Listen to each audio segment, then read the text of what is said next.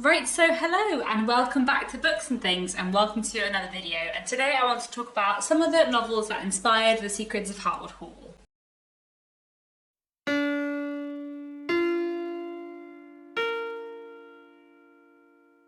So, if you don't know, The Secrets of Hartwood Hall, here is my debut novel, which has just come out. So this is the US cover over here in red and the UK cover over here in green.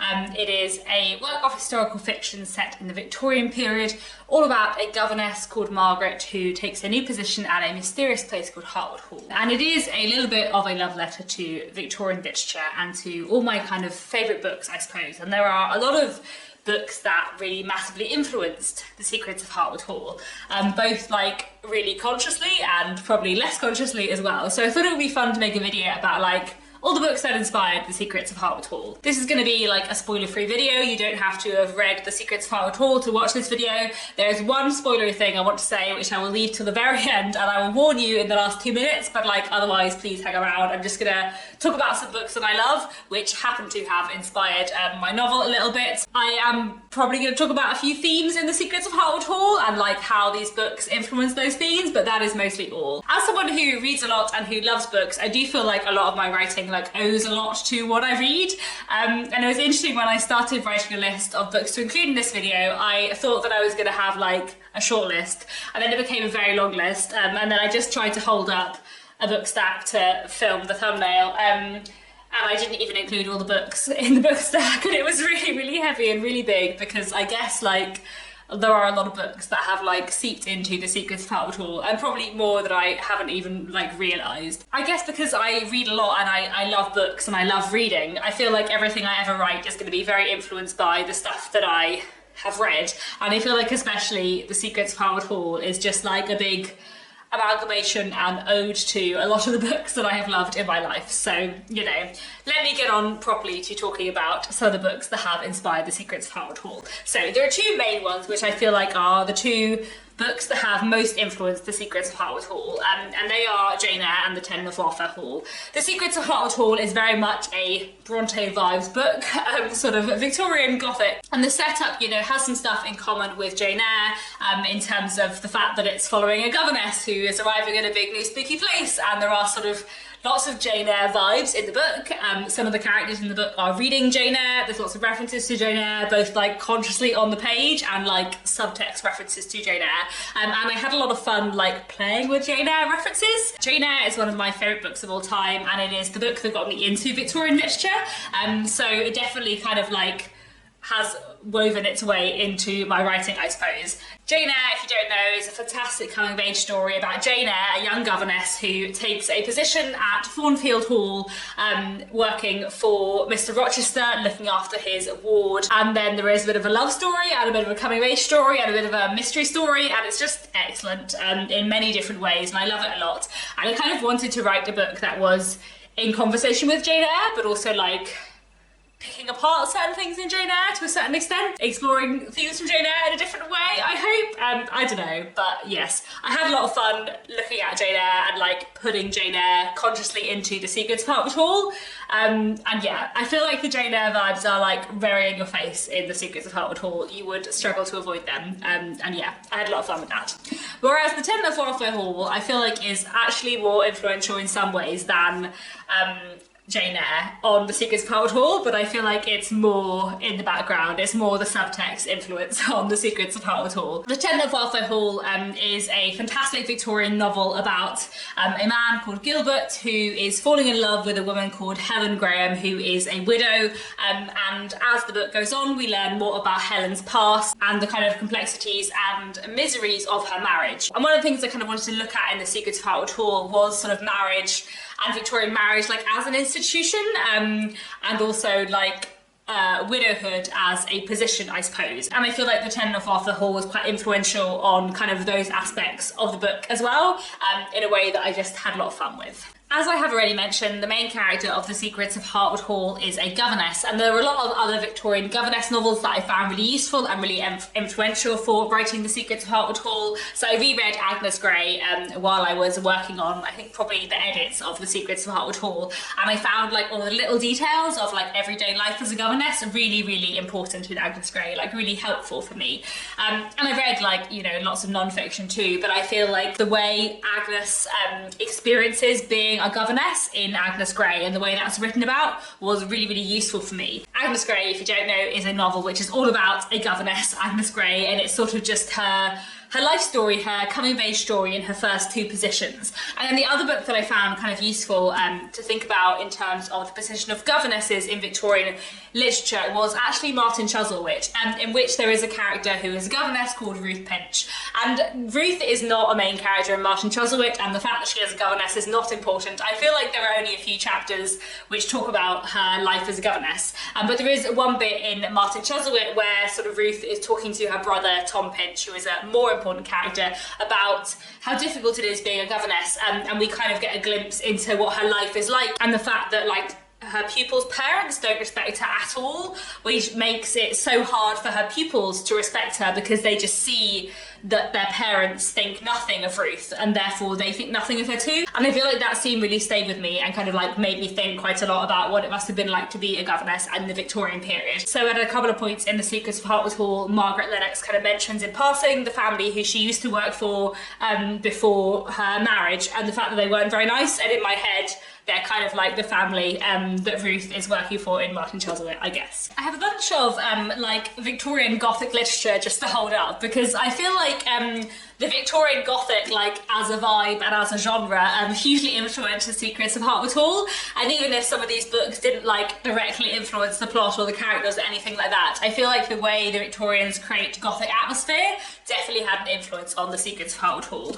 So the books I just held up were some of my kind of favourite Gothic Victorian books, and some of my favourite Victorian literature that I feel like really uses the Gothic atmosphere in a really cool way. So The Woman in White by Wilkie Collins, Wuthering Heights by Emily Bronte, Uncle Silas by J. Sheridan Le Fanu, and also Great Expectations by Charles Dickens. And I also held up The Old Nurse's Story by Elizabeth Gaskell, which I feel like was a surprise influence on The Secrets of Hartwood Hall, in that, like, I read this a couple of years ago, really, really loved it, forgot about it, and then I reread The Old Nurse's Story a little while after I had written The Secrets of Hartwood Hall, and I suddenly like spotted lots of things I had clearly been inspired by but forgotten that I was inspired by in it. So for example, in The Old Nurse's Story, the big house that this nurse is working in has this like mysterious closed up east wing, and within Hartwood Hall the east wing of the house is like closed off, and no one is allowed to go there.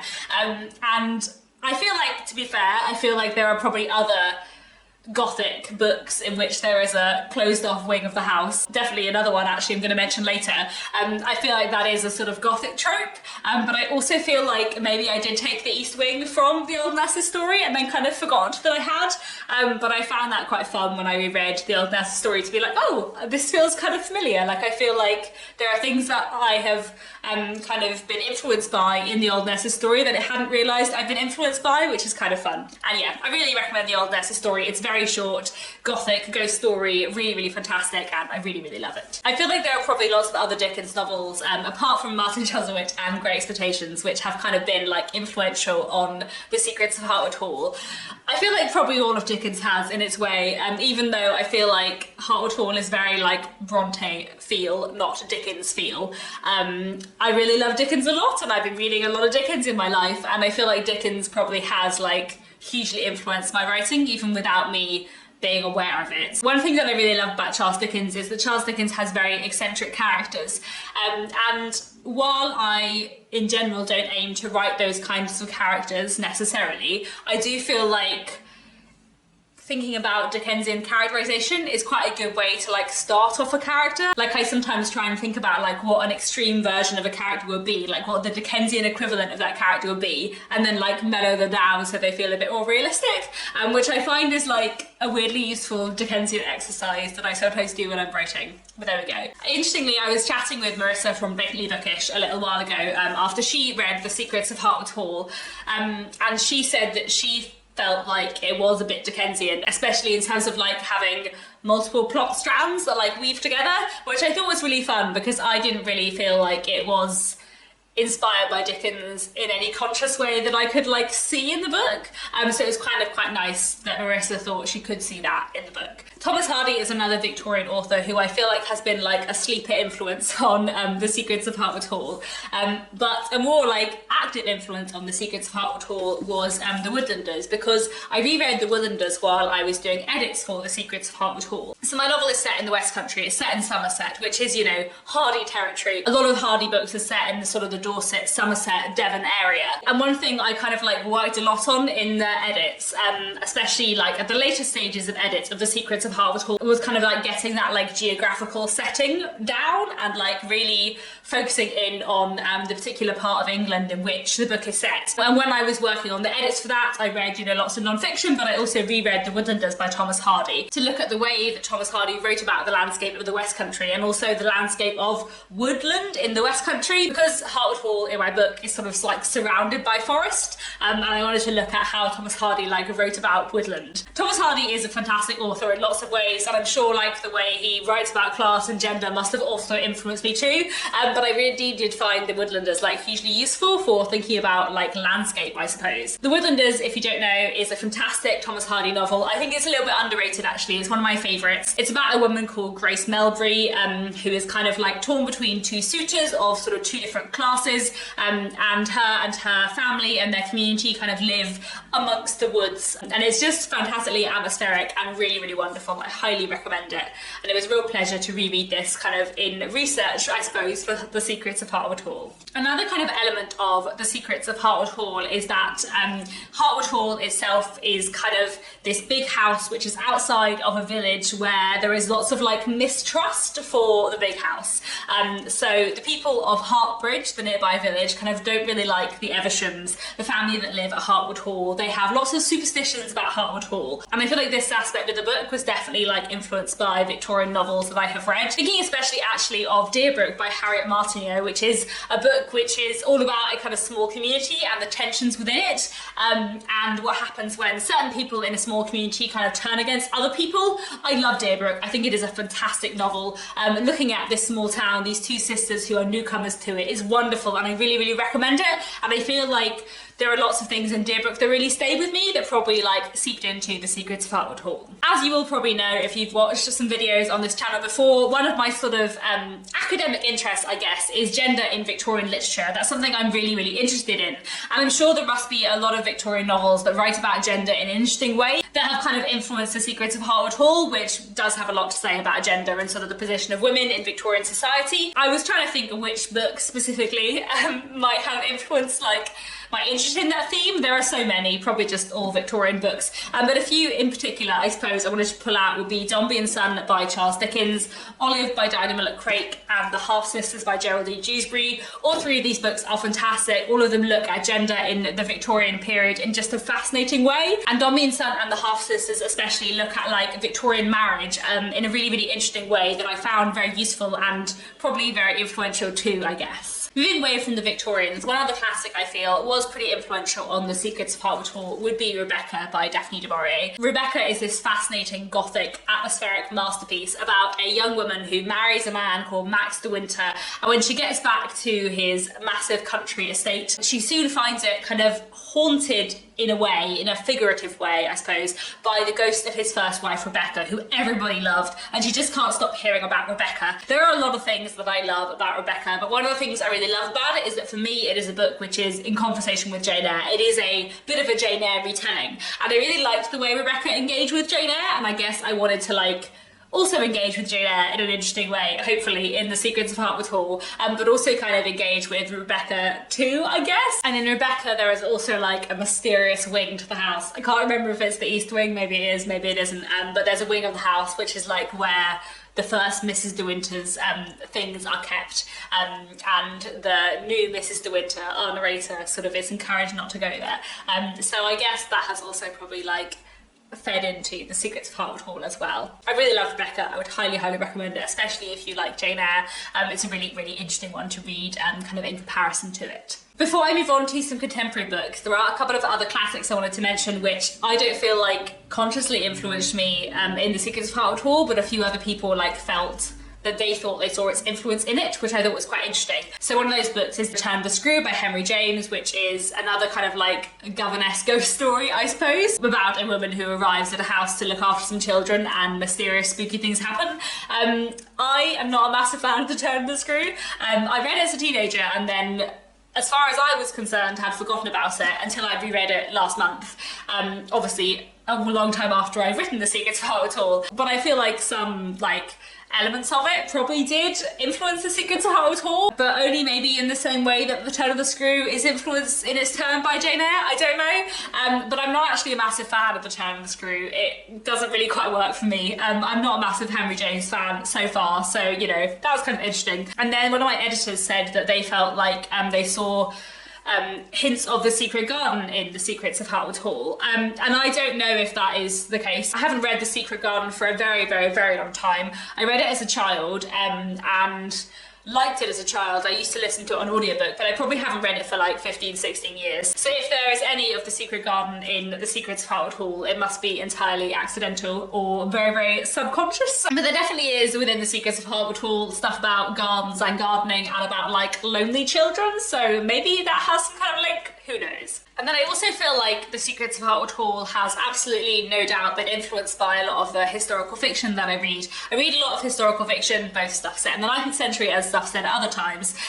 Here's a little pile of some historical fiction that I love, but there are so many more on my shelves. I feel like a lot of the authors who I love, authors like Emma Donoghue and Natasha Pulley, Sarah Waters, have been really influential on The Secrets of Hartwood Hall. But I feel like the author or the book that has probably been the most influential, that isn't a classic, is probably The 13th Tale by Diane Setterfield. The 13th Tale by Diane Setterfield is my favourite novel of all time, and it is, again, a novel that is in conversation with Jane Eyre, which I do really like. The 13th Tale is about a woman called Margaret. I didn't actually just make that connection, but I think I must have named Margaret in The Secrets of Hartwood Hall after Margaret in The 13th Tale. Yes, I think I must have done. Inadvertently. Anyway, The 13th Tale begins with a woman called Margaret Lee, who is a biographer, and she is going to write this biography of this famous author, Vida Winter, who begins to tell her the story of her life, beginning with a big, slightly gothic, mysterious, atmospheric house called Angel Field, and two twin girls growing up there. I love The 13th Tale so much. It is one of my favourite books of all time. I read this for the first time as a teenager, and I think one of the things that I love about The 13th Tale, or one of the things that mean it has such a strong hold in my heart, is I feel like The 13th Tale is the first book I read where I was like, oh, I want to write a book like that. So like the first book that I read that I like engage with as a writer, not just as a reader. That sounds really pretentious and silly, but you know what I mean. I feel like as a teenager I read a lot of classics and I loved them, but I didn't want to write a book like that. Whereas when I read The 13th Tale, I was like, oh yes, this is it. This is what I want to do. I hope that if you like The 13th Tale, you will like The Secrets of Hartwood Hall. And I feel like if you've read The 13th Tale, you will probably see its influence as well as the influence of Jane Eyre on The Secrets of Hartwood Hall. I really love the way The 13th Tale interacts with Jane Eyre, and I guess I kind of also wanted to do that because it seemed like a lot of fun, and it really was. So yeah, you know, I love The 13th Tale or not. But I had some other books in this pile which I did want to pull out. So one book I put in this pile is The House at Riverton by Kate Morton, which is a book that I haven't read for a very, very long time. I read this probably in 2007, which is the sticker, that's what the sticker on the front says. If that's when I bought it, that might well be when I read it. So that's a long time ago. I read it at a similar time to where I read The 13th Tale. And this was actually another book that I read as a teenager and thought, oh yes, this is the kind of thing that maybe I would want to write. And I feel like The House at Riverton is a fantastic work of historical fiction that I really want to reread because I've forgotten so much about it.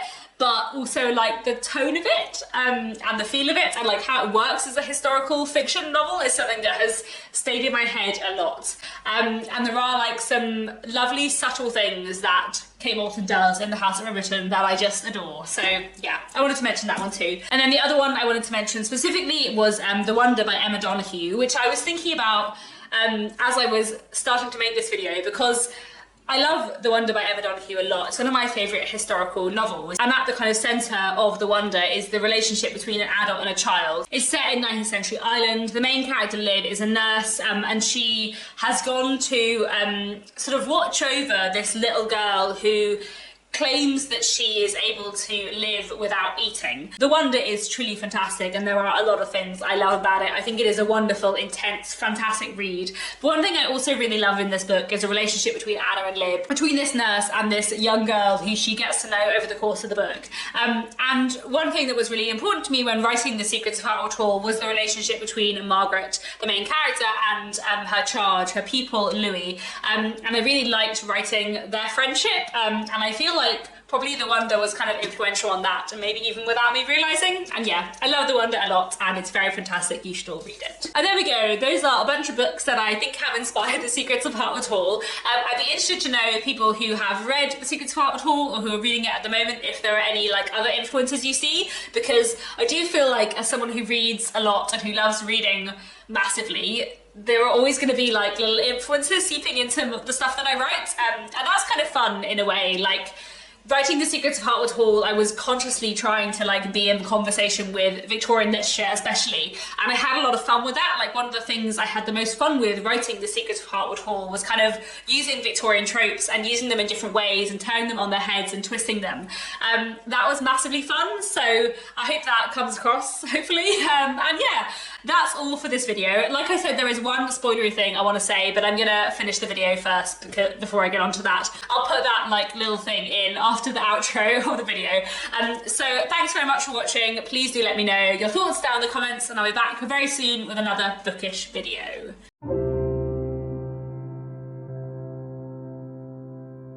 Right, those of you who are still left, who have read The Secrets of Hartwood Hall, it's not even a very big deal. I just thought it would be fun to talk about, but I feel like I couldn't talk about it because it was spoilery. I wanted to mention Jill by Amy Dilwyn, which is a fantastic Victorian novel that I really, really love. And it wasn't that it had a massive influence on The Secrets of Hartwood Hall per se, but within The Secrets of Hartwood Hall, which I hope you have read if you're still here, otherwise please go away before I give you all the spoilers. In The Secrets of Hartwood Hall, Mrs. Evesham is a writer and earns her money by writing. She says to Margaret that she writes books that are like not really considered that respectable and are kind of like adventure stories. And Margaret reads this book called Miss Catherine that Miss Evesham has written. And in my head, the kind of book that Miss Evesham writes is like Jill by Amy Dilwyn.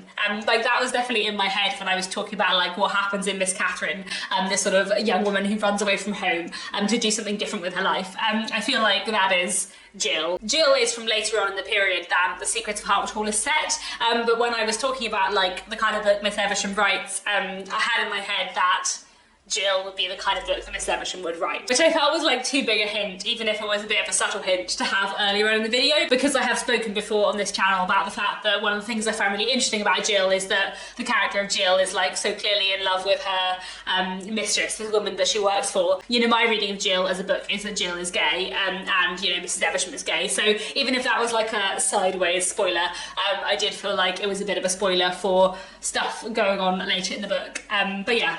Anyway, I really like Jill, highly recommend it. If you haven't read it, then I think you really should. Hello again, Editor Katie from the future. I realised that there were two books that I hadn't mentioned, which I wanted to mention, so I thought I would just add in another little bit at the end, especially as what I wanted to say about those two books is a little bit spoilery. So one thing I forgot to mention was Bleak House by Charles Dickens, and how the kind of depiction of illness in Bleak House really influenced the measles section of The Secrets of Hartwood Hall. Like, I feel like that was very, very heavily inspired from stuff that happens in Bleak House. I won't say more than that, but like Bleak House does look at illness, and I found that really interesting. And then the other book I wanted to mention is The Grey Woman by Elizabeth Gaskell. It hadn't even occurred to me to mention this video. It hadn't even occurred to me that it was inspirational to me in any way until a few days ago I was watching Art from Bookshelf Odyssey's channel. He recently put up a Gaskell tag which he created in honour of Gaskell in April, which is a readathon he's hosting at the moment, and he was talking about The Grey Woman in that video, and I suddenly realised that I had totally borrowed lots of stuff from The Grey Woman for the backstory of Mrs. Evesham and Lucy, Charlotte and Lucy. Like, their backstory, I feel like, has been heavily inspired by The Grey Woman. The Grey Woman is a long short story / novella, and it's about this woman who gets married to a man who she doesn't really know, and soon begins to realise that he is not a good man. And various things kind of end up happening, and she has a particular like friendship with her maid, which I definitely read as romantic in some ways. And I feel like The Grey Woman was actually like a massive influence on the like backstory of Charlotte and Lucy, of Mrs. Evesham and Miss Davis. And I feel like I hadn't even realised that until I was listening to Art talk about The Grey Woman in his video, and suddenly I was like, oh yeah, that sounds very familiar to me. Anyway, yeah, so I feel like I would just keep doing this. I feel like every few months I'm just going to be like, oh yeah, that thing was also very influential on my novel that I didn't even realise until now, which is maybe kind of fun. I don't know. Okay, this video has been quite long enough now, so I will go away now. Thank you for sticking around for spoilers and extra rambling from me. Thanks very much for watching, and I'll be back very soon with another bookish video.